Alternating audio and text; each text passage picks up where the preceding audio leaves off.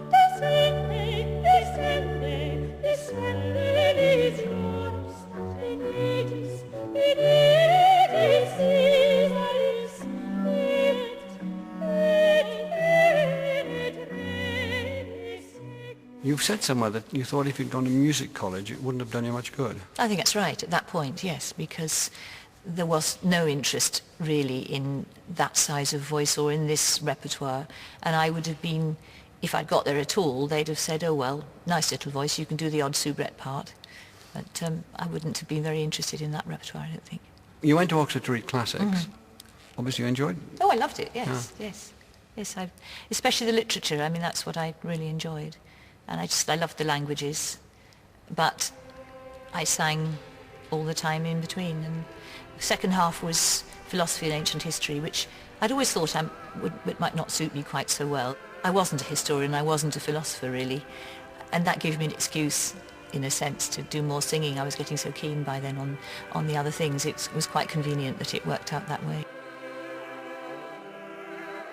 At that time, Oxford University was the centre of the burgeoning early music movement. Scholars and musicians alike were rediscovering lesser-known composers from the 16th and 17th centuries.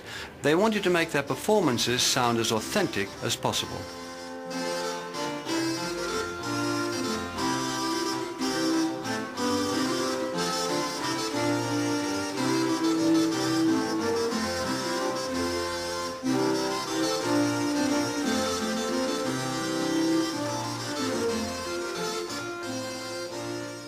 People were becoming more aware of the repertoire that was there, the recordings were starting. There was new activity, there were new sounds no one had really heard before, and it was very exciting. But still, even after Oxford, you felt that your career, your life was not going to be that of a singer. You became a teacher. Oh, it never crossed my mind I'd be a singer. I mean, there was no possible professional opportunity that I didn't even look. I had a sort of vague dream that when I'd been a teacher for a bit, I might go to London and sing madrigals. I didn't know what that meant. I didn't know if anyone would pay me to do it. I just imagined it as a sort of sabbatical I might give myself, I think. Was this consequent on meeting Anthony Rooley? Yes, that was the real catalyst. And he was looking for a soprano for his projects. He had the other voices by then. I was always interested in the underdog, the forgotten voice. I listened to the sopranos who were working around 1972, 73, and they had such wide wobbles at the time. And I couldn't hear the language they were singing, never mind specific words. And it really wasn't the kind of sound I was looking for. I was really despairing. We were coming up to the first recording sessions, and I heard Emma singing in one of the college choirs in Oxford. And I heard this sound at the top of the choir. And I thought, that is the sound we need for the ensemble. And then after this concert, he rang 2 days later saying, I've found my soprano now. And I said, oh good, who is she? And he said, you. And I said, you're mad, you can't mean this. He said, yeah, I've heard the sound. And I said, well, I haven't got a technique. He said, well, you better get one. From the first session, when we first started rehearsing, it was a sound that was distinctive. and it woke everybody up. Not all of the singers that she sang with were equally pleased.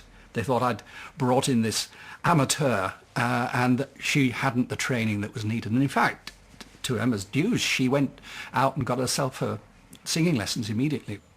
So I found myself a teacher, and that was Jessica Cash. The first lesson I had, I took her something I knew I couldn't do, which was a very simple chorale melody in a Bach cantata. There was fast aria later on that went quite flashily and with lots of little notes, and that was all right, but I couldn't string two notes together. And I said, I'm really sorry, I'm afraid my voice is a bit tight. And she said, no, it's one of the looser voices I've met. You're the one that's tight. So I mean, that's the technique that I needed, was how to use my instrument, how to relate to it better with my body, really. I mean, people are, I think people are quite fascinated by technique, thinking it's the key to the door.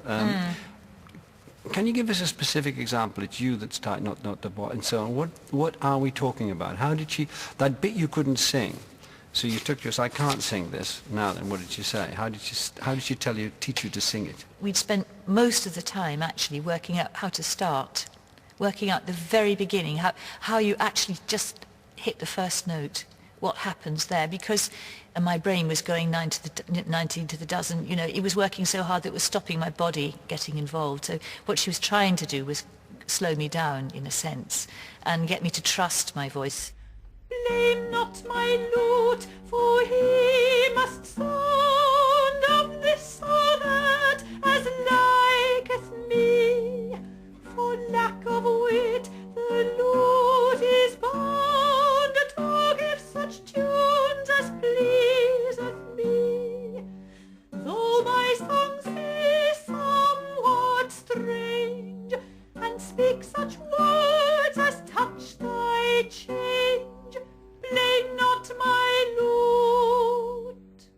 Did the fact that you were singing to a lute help you? Did you find that? I think it helped me hugely, yes. In what way? Well, firstly, as I say, there's never any need you're never having to strive to be heard. In fact, the opposite, if anything. What you have to get used to is the fact that you can't hide anything. It's absolutely exposing.